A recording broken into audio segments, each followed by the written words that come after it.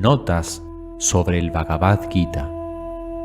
Autor Jorge Ángel Libraga. El Bhagavad Gita es una parte de la gran epopeya hindú, el Mahabharata. En esta epopeya se narra la lucha sostenida por dos bandos enemigos para conquistar la gloriosa ciudad de Hastinapura. Es difícil precisar con exactitud cuándo fue escrito el Bhagavad Gita, pues las opiniones al respecto son muy diversas. Para algunos su antigüedad es de 5000 años o más, y para otros se reduce a 4 o 10 siglos después de la era cristiana.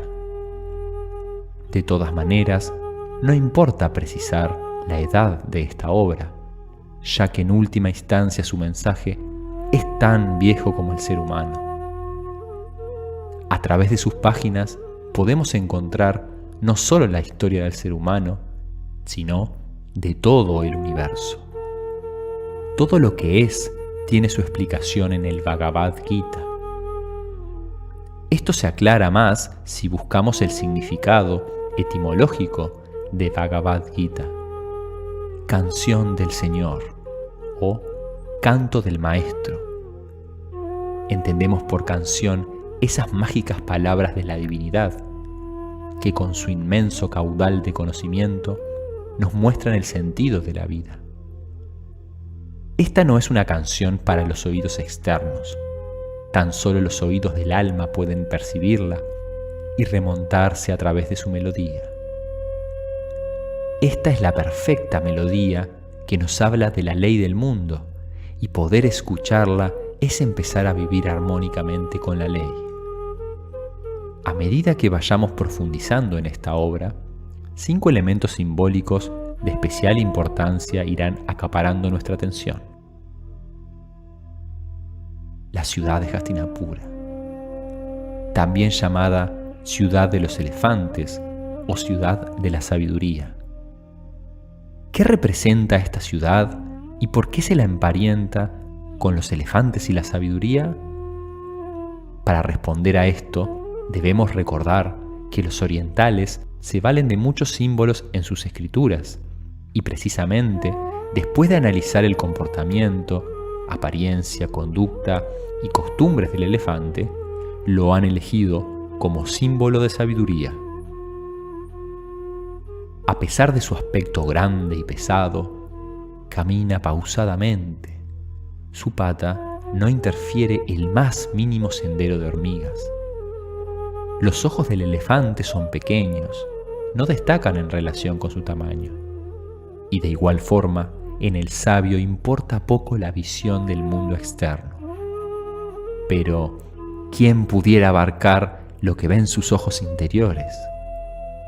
Las orejas son grandes, acostumbradas a oír mucho, pero también a comprender mucho. Sin embargo, cuando ese apacible elefante oye en la selva el grito de su manada, no hay obstáculo capaz de detenerlo. Corre y arrastra con todo para unirse a esa voz que lo llama. También así obra el sabio. Cuando la voz superior lo llama hacia la elevación, no hay obstáculo en el mundo material que pueda frenar su carrera.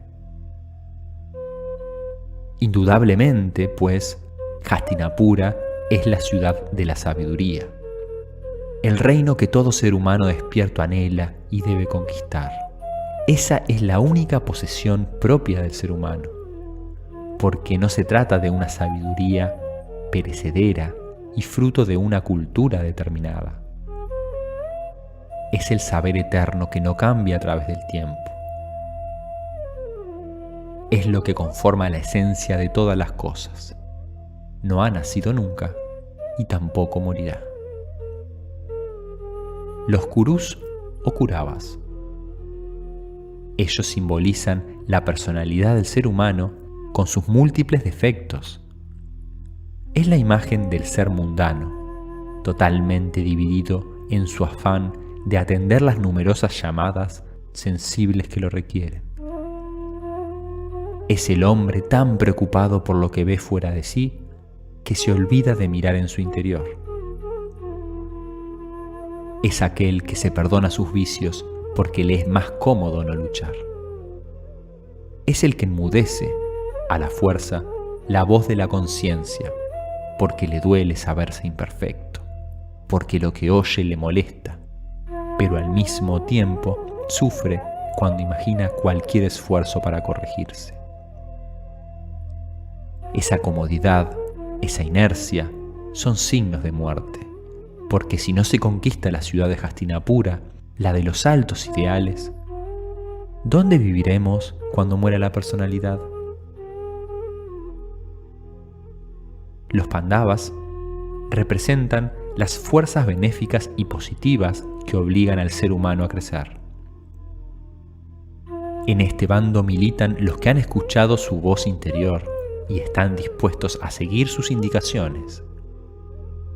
Seguir esta voz supone levantarse con esfuerzo sobre nuestras propias ruinas y volver a construir, pero esta vez hacia arriba.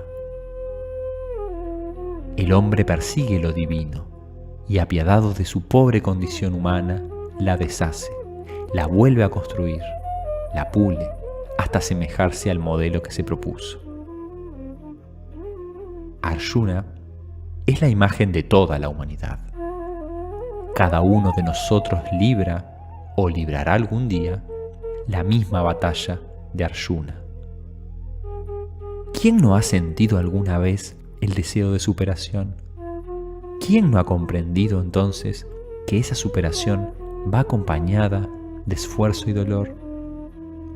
¿Quién no se ha acostumbrado en algún momento ante esa perspectiva? Mentiríamos si dijéramos que nunca nos sentimos abatidos frente a las dificultades. Pero también mentiríamos si tratásemos de convencernos de que es mejor no pelear. Pero hay algo aún que nos hace sentirnos más seguros, más acompañados. Es saber que no estamos solos en la lucha. Si nos damos la vuelta y preguntamos a quién está de nuestro lado, veremos que de manera semejante a la nuestra, ese ser también está batallando. Sentir, saber que toda la humanidad trabaja por la superación, es el máximo aliento que nos obliga a unirnos y a no perder un instante, pues una flaqueza nuestra podría detener el trabajo del mundo. Y no solo pensemos en los seres humanos. ¿Hemos visto alguna vez crecer una planta? ¿Hemos observado la paciencia que necesita una flor hasta que se abre? Si toda la naturaleza colabora en el mismo plan, ¿acaso el ser humano, el ser dotado de razón y voluntad, va a retirarse? No nos desalentemos. La pequeña derrota de un día no significa la batalla perdida. La batalla se gana día tras día, sembrando esfuerzos, realizando una vida. El ser humano, para llamarse así, debe ganar con trabajo esa bendición. No es ser humano todo el que nace, pero sí lo es el que se hace a sí mismo. No pensemos que estas son palabras vacías. Tampoco creamos que aprendiéndolas de memoria lograremos algo. Es necesario vivirlas, sentir los tirones de lo que es arriba y de lo que es de abajo. Diariamente es ir trazando el camino. Krishna representa en el Bhagavad Gita la encarnación de la suprema divinidad, pero es también el maestro, el consejero que allana la senda de Arjuna. Posiblemente creamos que en la rutina de nuestra vida diaria no vamos a encontrar a ningún Krishna que nos sostenga durante la batalla. Pero pensémoslo un poco mejor. No busquemos un Krishna externo, pues si aprendemos a conocer nuestro yo superior, así hallaremos al gran maestro. ¿Cómo reconocer nuestro yo superior? Cuando nos llegan al corazón palabras de amor, de arrepentimiento por los errores, de total inegoísmo, cuando escuchamos palabras que nos avergüenzan por vivir de forma tan contraria a ellas, Cuando tratamos de ahogar esa voz, porque comprendemos que obedecerla representa un sacrificio, entonces es el yo superior quien nos habla. Sí, indudablemente es difícil actuar de acuerdo con la voz del inegoísmo. Es posible que al principio de la lucha sean más los dolores que las alegrías, pero al fin de ese camino nos espera la suprema felicidad. Ser nosotros mismos, haber otorgado la dirección de nuestra persona a ese yo que está naturalmente capacitado para transitar el sendero.